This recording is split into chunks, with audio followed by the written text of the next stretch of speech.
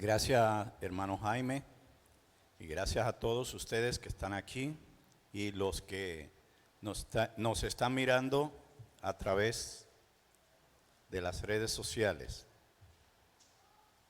Voy a pedirle en primer lugar que nos pongamos de pie todos y encomendemos a nuestro Padre Celestial la exposición de la palabra en el día de hoy.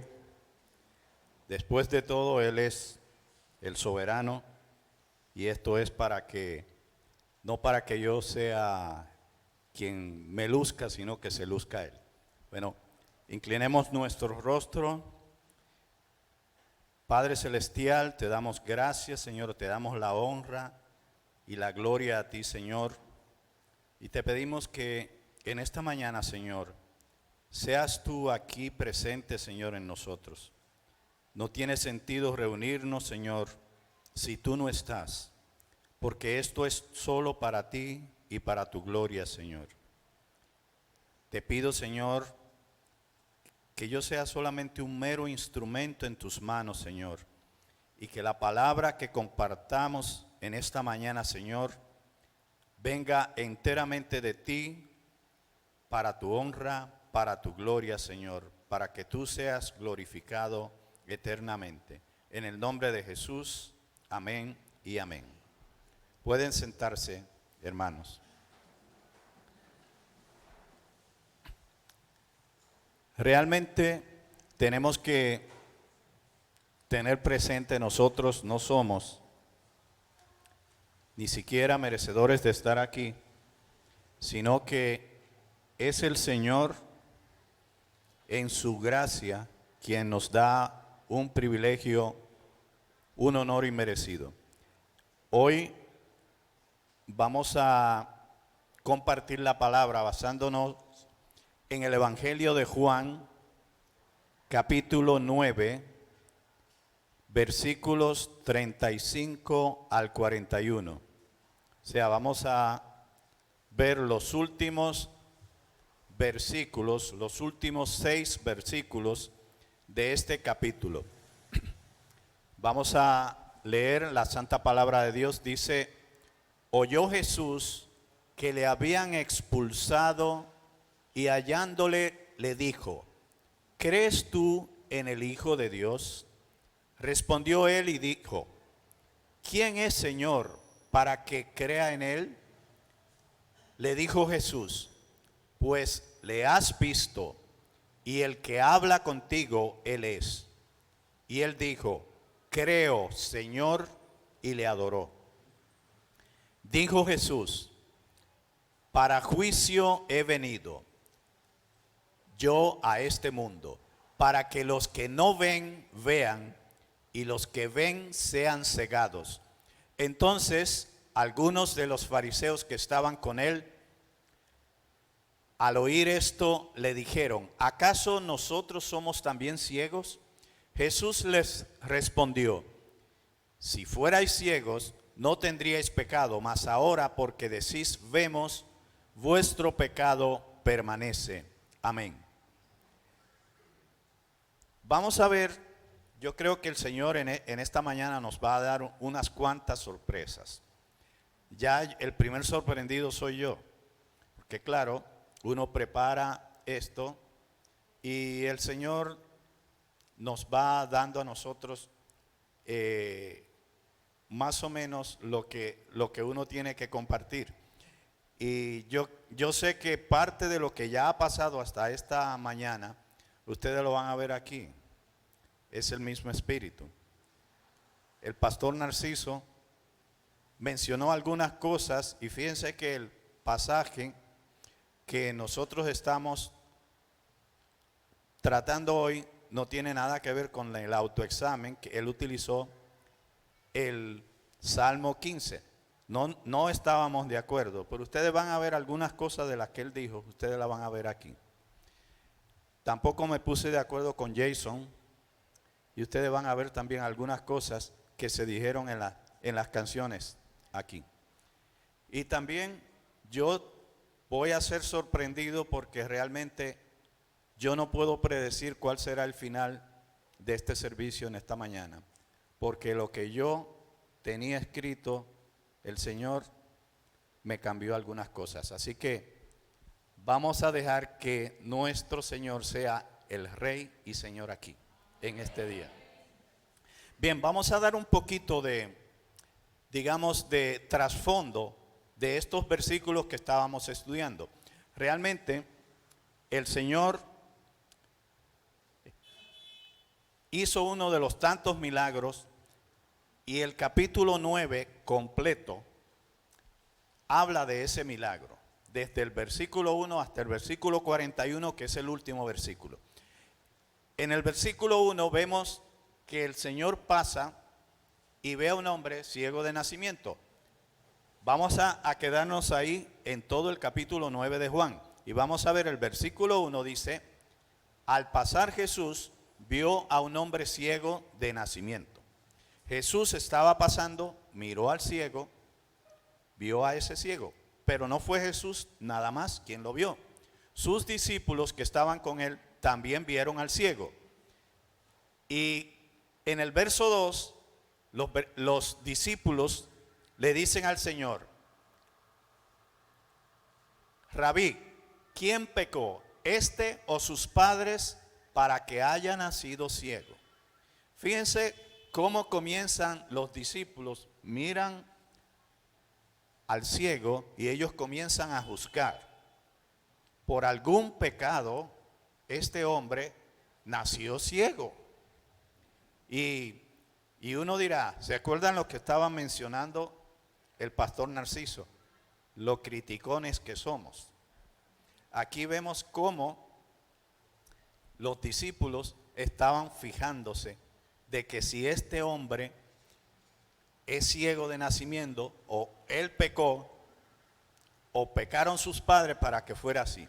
Sin embargo, fíjense en el siguiente verso, en el verso 3, cómo el Señor le contesta a sus discípulos. Él dice, no es que pecó este ni sus padres, sino para que las obras de Dios se manifiesten en él. Nos damos cuenta de cuál es el propósito de todas las cosas. El propósito es la gloria de Dios, que Dios se glorifique. A veces nosotros pasamos por situaciones difíciles y pensamos, Dios me abandonó, Dios ya no me ama. Pero fíjense que ciertamente Dios permite ciertas cosas. ¿Para qué? Para que finalmente Él se glorifique. Ese hombre nació ciego para la gloria de Dios, para que Jesús llevara a cabo uno de sus grandes milagros en esta tierra y para que creyeran en Él, en el enviado del Hijo de Dios. Era para la gloria de Dios. Como tal, este hombre fue curado por el Señor. Y nosotros vemos en los versículos 6 y 7 cómo ocurrió el milagro. Dice versículos 6 y 7. Dicho esto, escupió en tierra e hizo todo con la saliva y untó con el lodo los ojos del ciego y le dijo, ve a lavarte en el estanque de Siloé, que traducido es enviado. Fue entonces y se lavó y regresó viendo.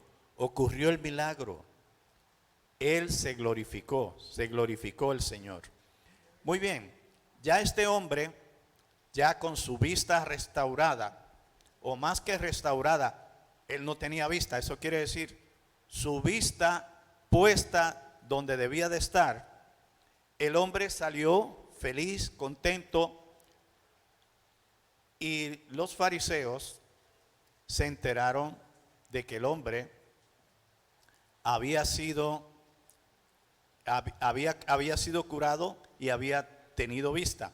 Entonces lo llevaron, los interrogaron, y el hombre en el versículo 11 dice que en su interrogatorio él fue franco, dijo cómo fue que pasó todo. Dice, aquel hombre que se llama Jesús hizo todo. Me untó los ojos y me dijo, ve al Siloé y lávate. Y fui y me lavé y recibí la vista. Bueno, nosotros vemos algo importante aquí.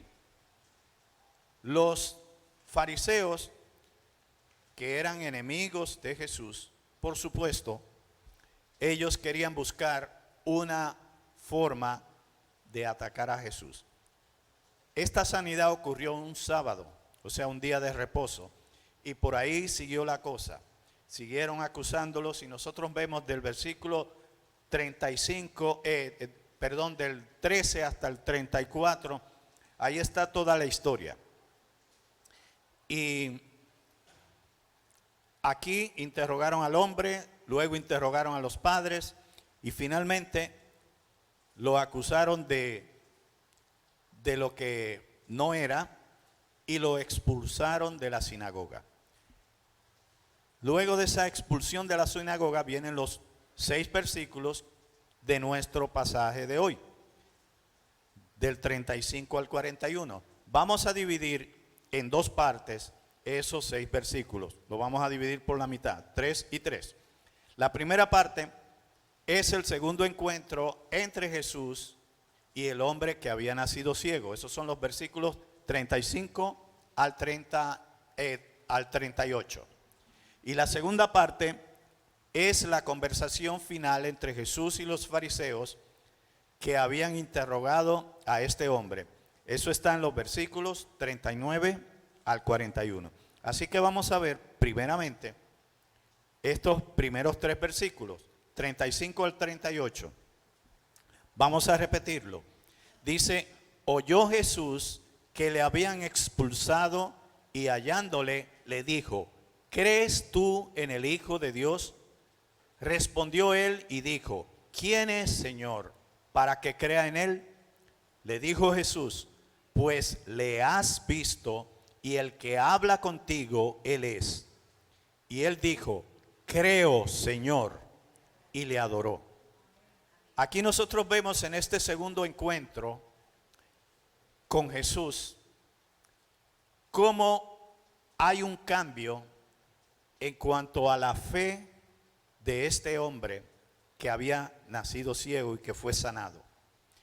Primero, él recibió la vista de Jesús y él todavía no sabía exactamente quién era Jesús. Él pensaba era un hombre de Dios, un profeta, que Dios le había ungido con poder para curar, para hacer milagros y señales. Y entonces, cuando tuvo ese segundo encuentro con Jesús, cambió la fe de él de una, digamos, una visión de la piedad que tuvo Jesús, de la misericordia que tuvo Jesús al devolverle la vista que nunca tuvo, a él llegar a comprender que estaba frente al Mesías, frente al Hijo de Dios, y cuál fue precisamente la actitud de este hombre cuando se enteró que Jesús era el Hijo de Dios. Se postró y lo adoró. Aquí nosotros vemos que la primera pregunta que Jesús le dice es, ¿crees tú en el Hijo de Dios? Y se recuerdan, una de las canciones decía precisamente, Hijo de Dios. ¿Y qué recibe el Hijo de Dios? Toda la honra, la gloria y el poder. Eso decía la canción. Eso fue lo que hizo el ciego con él. Cuando se encontró con el Hijo de Dios, le dio toda la honra, toda la gloria y todo el poder al Hijo de Dios que le había devuelto la vista. Ahora bien, fíjense una cosa. En el Nuevo Testamento aparece la expresión Hijo de Dios unas 45 veces. Ahora bien, raras veces Jesús utilizó esa expresión para señalarse a sí mismo. Este es una de las pocas veces donde él mismo se llama Hijo de Dios. Otra vez está en Apocalipsis 2:18, en el mensaje a la iglesia en Tiatira. El Señor dice, y escribe al ángel de la iglesia en Tiatira, el Hijo de Dios, el que tiene ojos como llama de fuego y pies semejante al bronce bruñido, dice esto. Jesús, en lugar de llamarse a sí mismo Hijo de Dios, con mucha frecuencia, él utilizó una expresión equivalente. Él se llamaba el Hijo del Hombre. Y si ustedes miran los 4 evangelios, ustedes verán que en cada uno de ellos, por lo menos 10 veces en cada uno, Jesús se llamó a sí mismo el Hijo del Hombre. No vamos a entrar en detalles sobre las veces que él se dijo, ni la utilización de la expresión Hijo del Hombre en otras partes, sino que vamos a continuar otra vez con estos versículos. Vamos a ver que en el verso 36, el hombre que había sido sanado de su ceguera le respondió al Señor cuando el Señor le dice que si creía en el Hijo del Hombre, en lugar de responderle sí o no, él le respondió con una pregunta. Le dice, ¿quién es Señor para que crea en él? Fíjense, el Señor le responde, le pregunta, ¿crees en el Hijo el Hijo de Dios? Él no dice ni sí ni no, sino le contesta con una pregunta, ¿quién es? ¿Qué quiso decir con esto? Él quería más información. Le estaba diciendo, yo no conozco al Hijo de Dios, pero eso no quiere decir que yo no pueda creer en él. Yo necesito saber quién es para creer. Y eso fue lo que él dice. ¿Quién es Señor para que crea en él? ¿Qué pensaría este hombre cuando Jesús le preguntó, ¿crees en el Hijo de Dios? Yo supongo que él, cuando escuchó hablar de el Hijo de Dios, él se hizo en su mente, el Hijo de Dios tiene que ser igual a Dios, ¿cierto? Y si yo adoro a Dios, debo de adorar también a su Hijo. Entonces, aquí nosotros vemos que si el hombre que había sido ciego estaba pensando eso, realmente no estaba equivocado. Porque el propio Jesús en Juan 10:30 dice, yo y el Padre uno somos. Y otra vez en Juan 17:22 dice, la gloria que me diste, yo les he dado para que sean uno, así como nosotros somos uno. Y ciertamente en la Escritura se habla de forma muy certera de que la esencia de Jesús, el Hijo de Dios, es la misma de su Padre. Hebreos 1:3, por ejemplo, dice, el cual, siendo el resplandor de su gloria y la imagen misma de su sustancia, y quien sustenta todas las cosas con la palabra de su poder, habiendo efectuado la purificación de nuestros pecados por medio de sí mismo, se sentó a la diestra de la majestad en las alturas. Y para que sea más preciso, en Filipenses 2:6, Pablo lo dice claramente, que él es igual a Dios. Filipenses 2:6 dice, el cual siendo en forma de Dios, no estimó el ser igual a Dios como cosa a que aferrarse. Entonces, nosotros vemos aquí que este hombre que había sido ciego tenía la certeza de que el Hijo de Dios tenía que ser Dios mismo, el mismo Dios. Tenía la misma naturaleza que Dios, por lo tanto él tenía que adorarlo. Entonces Jesús en el verso 37 le reveló la verdad. Le dijo, pues le has visto y el que habla contigo, él es.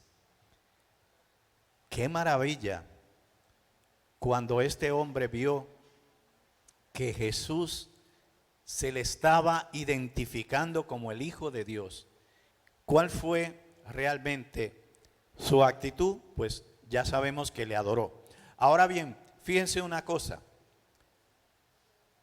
El hombre había sido ciego de nacimiento.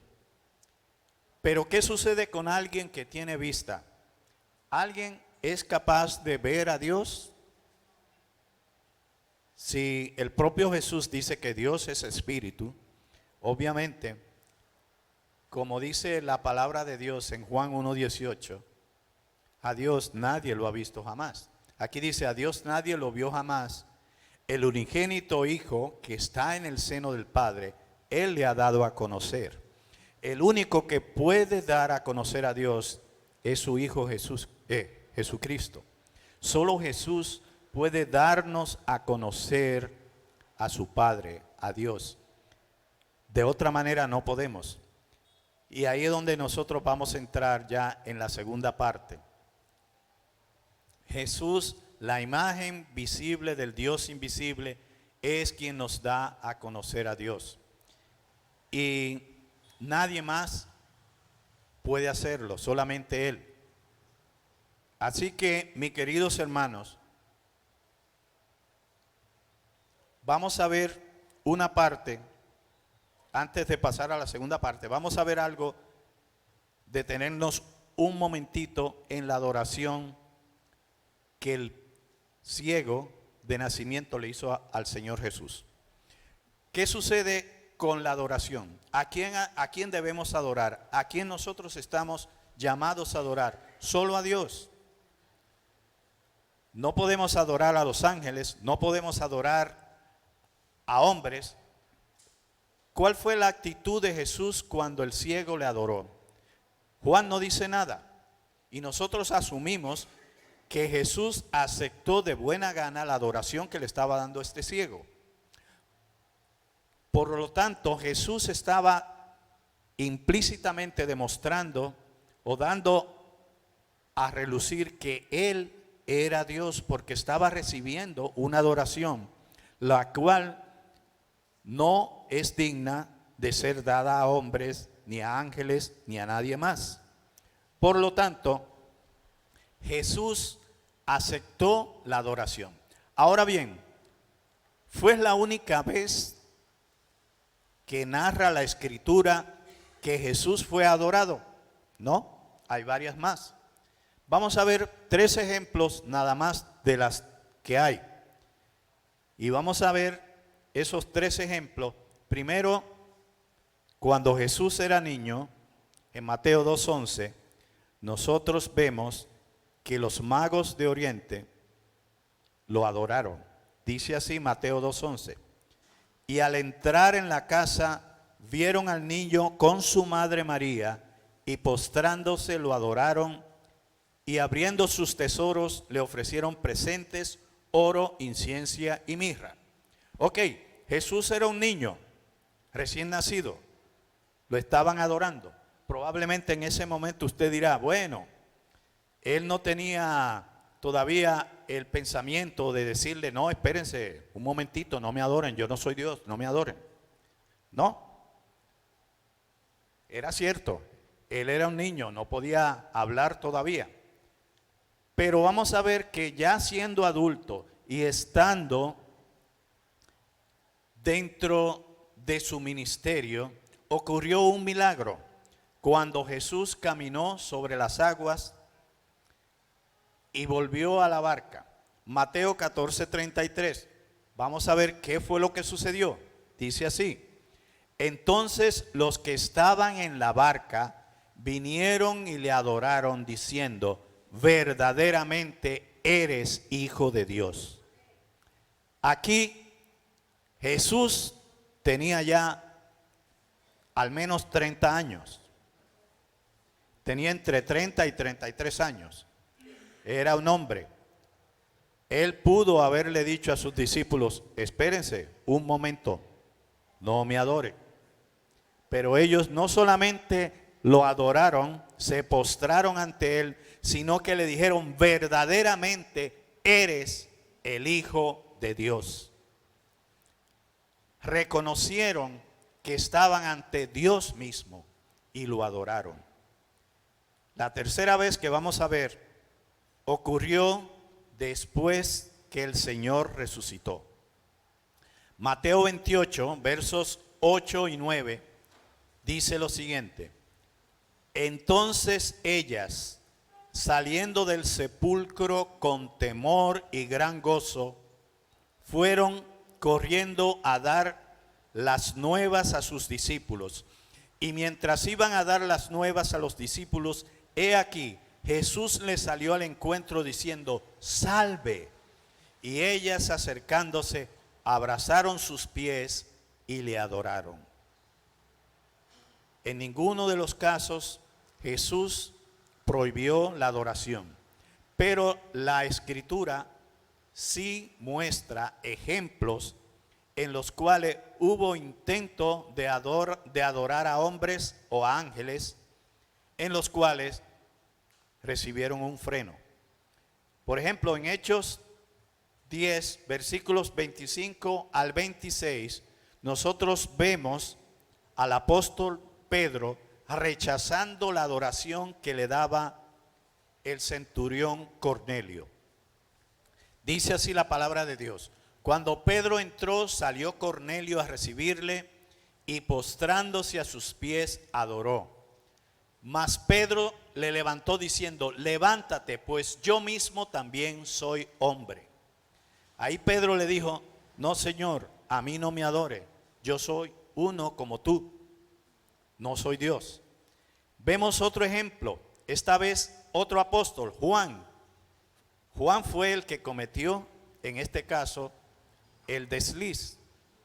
En Apocalipsis 19:10, Juan intenta adorar a un ángel y dice la palabra de Dios: y él me dijo: mira, no lo hagas, yo soy consiervo tuyo y de tus hermanos que retienen el testimonio de Jesús. Adora a Dios, porque el testimonio de Jesús es el espíritu de la profecía. Entonces nosotros vemos que la adoración a Jesús es una adoración completamente válida. ¿Por qué? Porque estamos adorando a uno que merece la adoración, al Hijo de Dios. Como dice, otra vez repito lo de la canción: recibe toda la honra, la gloria y el poder, toda la adoración para el Hijo de Dios.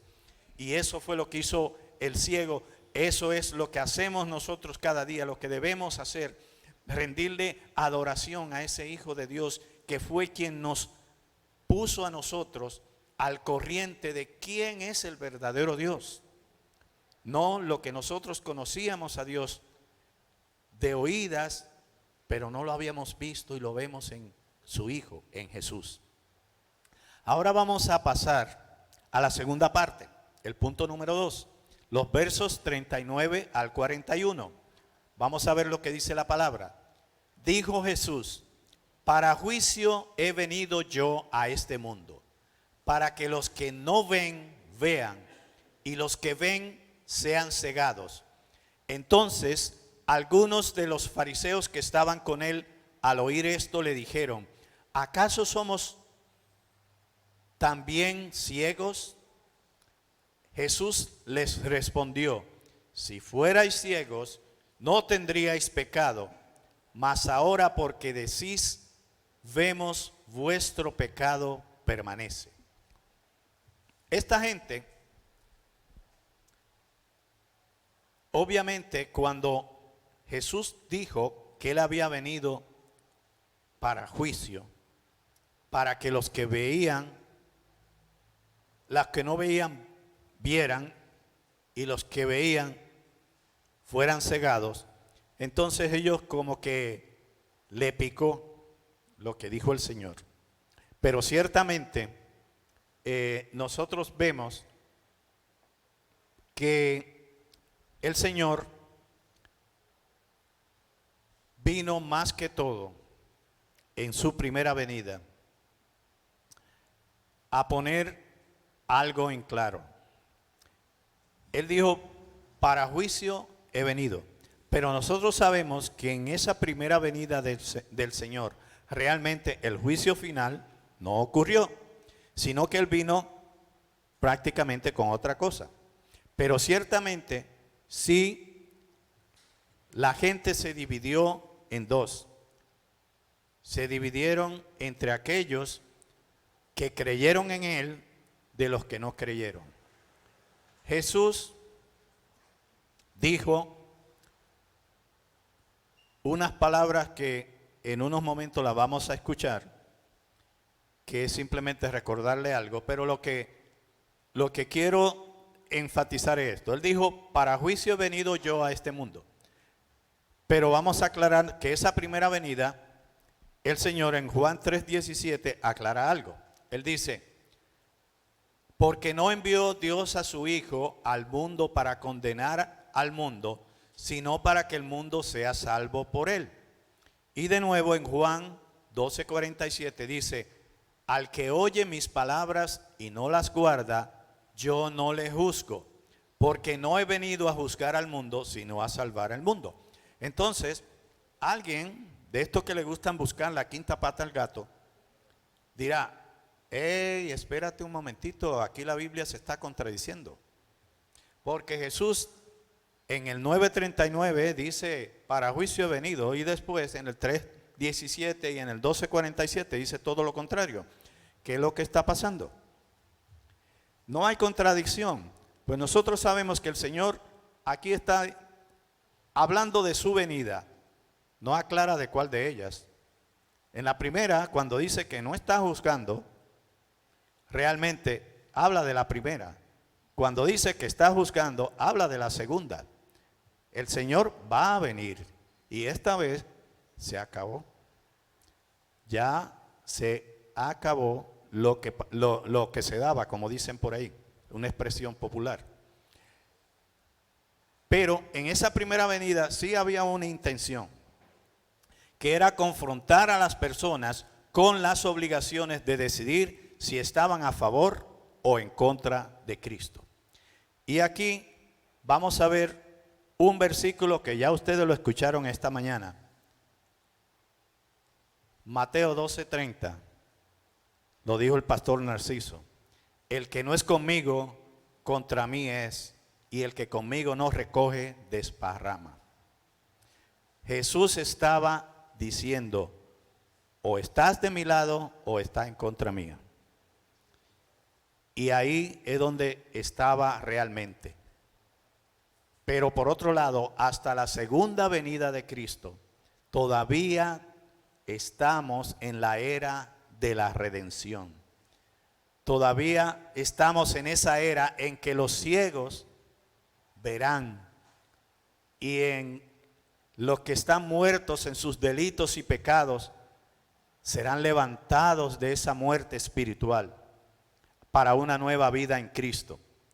Todavía estamos en esa época que hay un versículo en el libro de Ezequiel, capítulo 2, versículo 4, en la cual menciona que el Señor está enviando a sus siervos. Dice, yo pues te envío a hijos de duro rostro y de empedernido corazón, y les dirás, así ha dicho Jehová el Señor.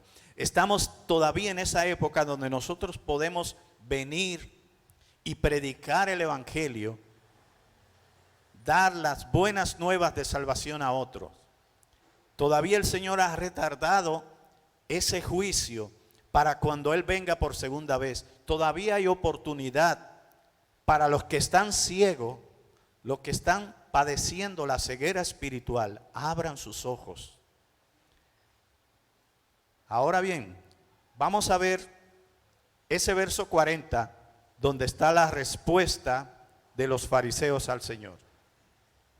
Entonces algunos de los fariseos que estaban con él, al oír esto, le dijeron, ¿acaso nosotros somos también ciegos?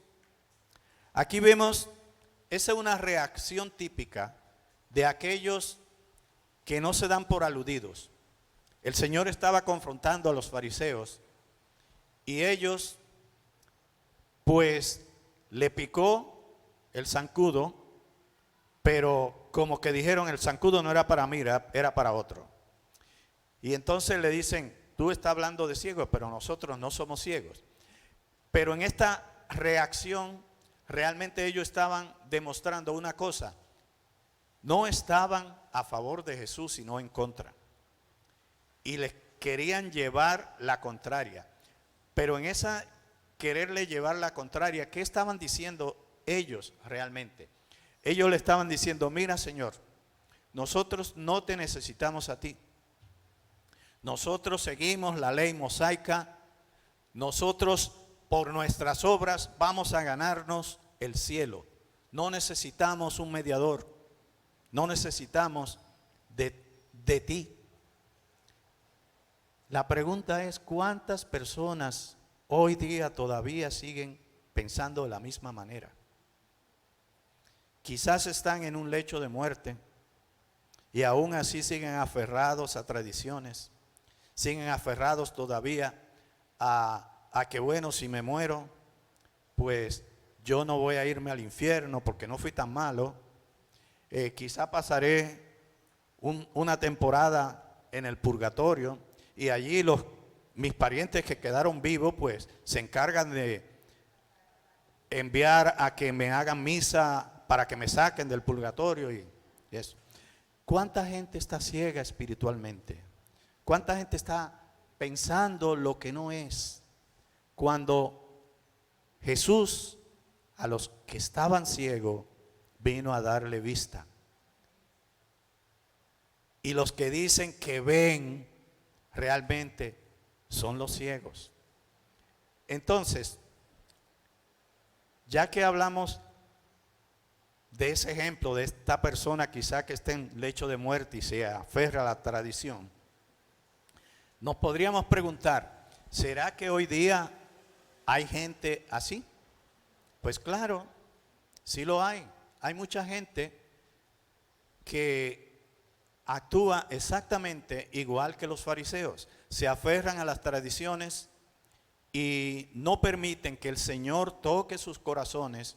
No permiten que el Señor los guíe por el camino hacia su Padre, porque prefieren mejor decir, yo nací de esta forma, me dieron leche de este tipo y así voy a estar hasta el día de mi muerte. Y se empeñan en eso y se pierden por la ceguera. Pero la pregunta es, eso es fácil de nosotros darnos cuenta, de que hay ceguera espiritual en ese tipo de gente, pero ¿habrá ceguera espiritual entre nosotros aquí? ¿Entre creyentes en Cristo habrá ceguera espiritual? Bueno,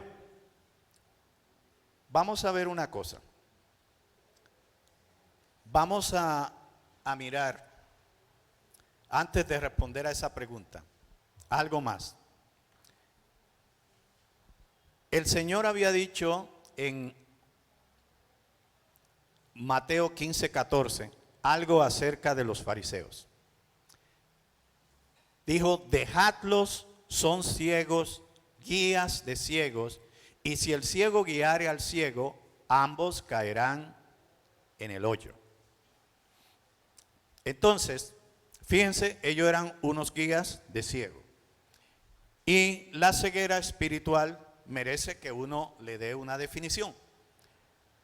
La ceguera espiritual es una condición que tiene una persona cuando no puede ver a Dios o comprender su mensaje. Aunque Dios está obrando a nuestro alrededor, buscándonos y mostrándonos su gloria, algunas personas no pueden percibir su obra divina. Una persona que no ve a Dios, no conoce a Dios y lamentablemente está padeciendo, está pereciendo espiritualmente debido a su ceguera. Ahora bien, ¿cuál es la causa de la ceguera espiritual? Vamos a ir un momentito a 2 Corintios 4, versículos 3 y 4, donde Pablo escribe lo siguiente: pero si nuestro evangelio está aún encubierto, entre los que se pierden está encubierto, en los cuales el Dios de este siglo cegó el entendimiento de los incrédulos, para que no les resplandezca la luz del evangelio de la gloria de Cristo, el cual es la imagen de Dios. Es obvio que los incrédulos están cegados espiritualmente porque el Dios de ese siglo, es decir, el diablo, lo tiene ciegos. Y todos nosotros pasamos por esa etapa. Todos pasamos por la etapa de ceguera en la cual era imposible que nosotros conociéramos nada del Dios verdadero. Ahora bien, una vez que el Espíritu de Dios nos convence de pecado y nosotros tenemos ese encuentro con nuestro Señor Jesucristo, así como pasó con el ciego de nacimiento, es como si el Señor nos pusiera lodo, nos preparara ese lodo y nos lo pusiera en los ojos y decía: ve, lávate en Siloé para que recuperes tu vista. Se nos caen esas escamas que teníamos en los ojos espirituales y podemos ver. Ahora bien, es posible entonces que después de ver algunos sigamos ciegos. Vamos a ir al libro de Apocalipsis, capítulo 3, versículo 17. Apocalipsis 3, 17. Y dice el Señor: porque tú dices, yo soy rico y me he enriquecido y de ninguna cosa tengo necesidad, y no sabes que tú eres un desventurado, miserable, pobre, ciego y desnudo. ¿O quién? ¿A quién le está hablando el Señor en esto? Este es el mensaje de la iglesia en la Odisea, la última de las 7 iglesias del Apocalipsis. El Señor no estaba hablándole a incrédulos. El Señor no estaba hablándole a personas que no sabían de Él, sino personas que en algún momento de su vida habían manifestado creer en el Señor Jesucristo. Y a ellos, al igual que a los fariseos, el Señor les estaba diciendo que eran ciegos. Entonces, ¿qué significaba? Que no podían discernir espiritualmente. Eso era el común denominador de los fariseos y de la iglesia de la Odisea. La diferencia era ¿cuál? Los fariseos eran totalmente incrédulos, seguían sus tradiciones, pero los de la iglesia de la Odisea supuestamente eran cristianos, igual que nosotros, y también estaban ciegos. Ahora bien, ¿qué era lo que hacía que los fariseos estuvieran ciegos? En Marcos 7:13 dice que ellos, invalidando la palabra de Dios con vuestra tradición que habéis transmitido, y muchas cosas hacéis semejantes a estas. O sea, ellos sustituían la verdadera palabra de Dios por las tradiciones de hombre. Y eso lo mantenía cegado porque creían que mantenerse en la tradición era lo que lo iba a llevar a Dios. Pero ¿qué cegaba a la iglesia en la Odisea? En ese mismo versículo 17 de Apocalipsis 3 dice: porque tú dices, yo soy rico y me he enriquecido y de ninguna cosa tengo necesidad. Ahí vemos que realmente ellos estaban más aferrados a las cosas materiales que a las cosas espirituales. Y ahora la pregunta es, ya nosotros identificamos, yo sé que todos ustedes, por lo que hemos hablado esta mañana, ustedes han identificado hoy día quiénes son el equivalente a los fariseos, ¿verdad que sí? Todos están claros en eso. Ahora, ¿quiénes son los equivalentes hoy día a la iglesia en la Odisea? Pues yo creo que también lo saben. Son aquellos que enfatizan un evangelio en el cual nos habla de las riquezas, nos dice que Jesús quiere bendecirnos y prosperarlos, que somos una especie de Jehová Junior y por lo tanto hijos del rey, que podemos estar viviendo en mansiones, en palacios. Muy bien, yo sé que también tenían esa idea.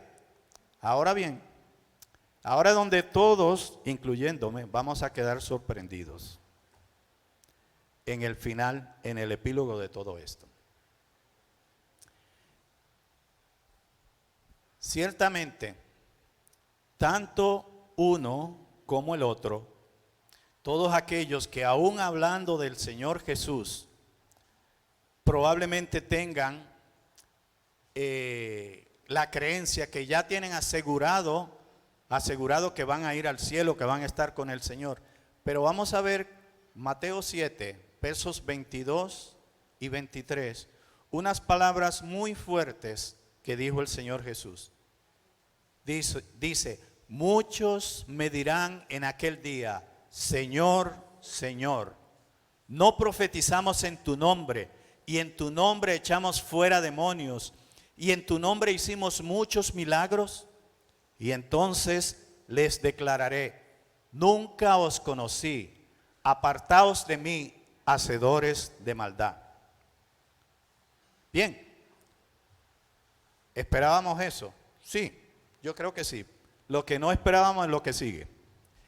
Pues ciertamente nosotros pensamos, todos esos que han sido ciegos, que sea por seguir tradiciones o sea por seguir las riquezas, ciertamente están en una posición en la cual el Señor, cuando regrese, los va a descartar, les va a decir, apartaos de mí, hacedores de maldad, nunca os conocí.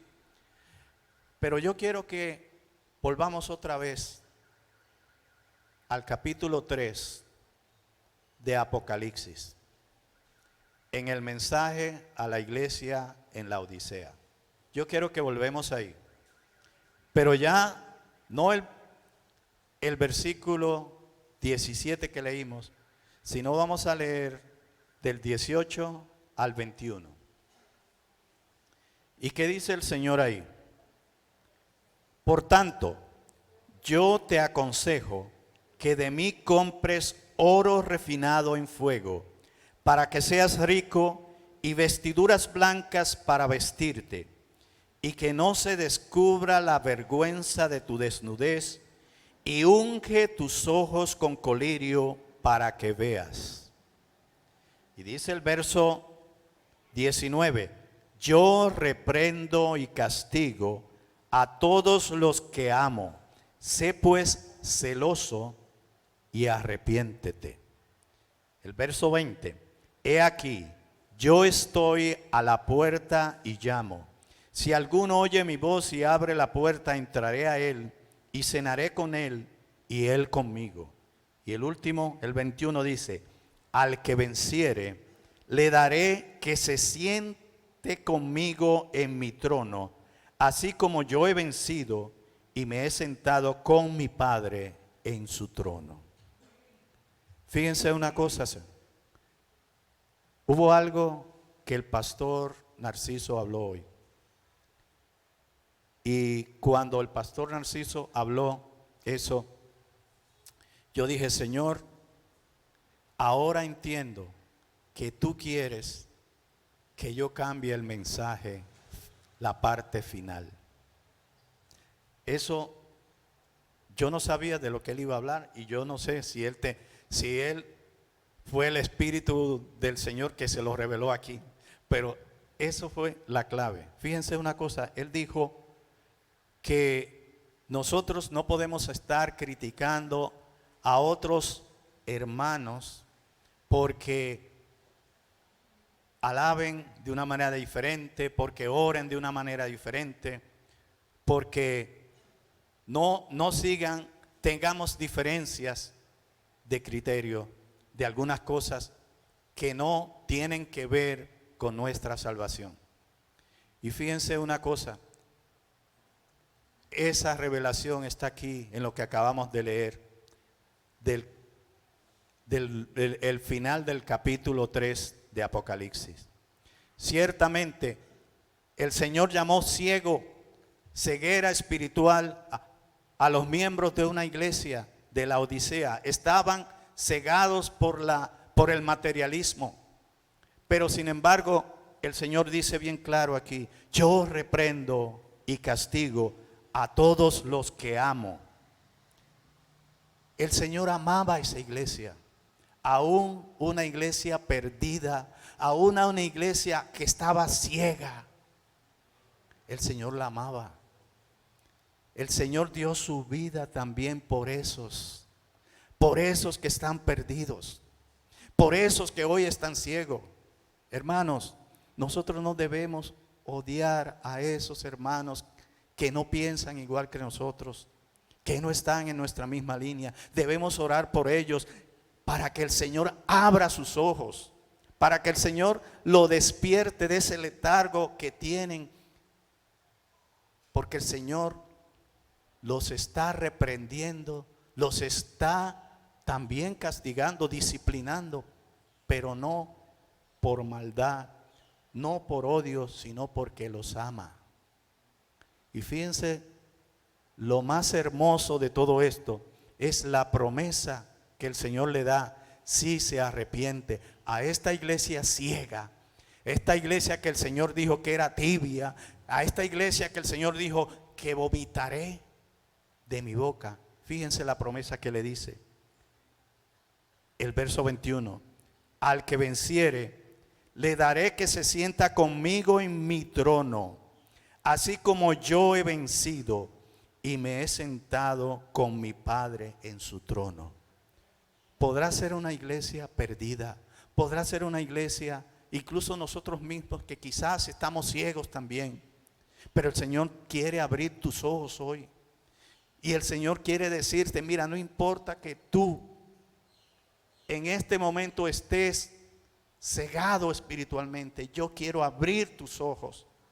Y yo quiero que tú te arrepientas de lo que has hecho, porque te prometo que te voy a sentar aquí al lado mío, en mi trono.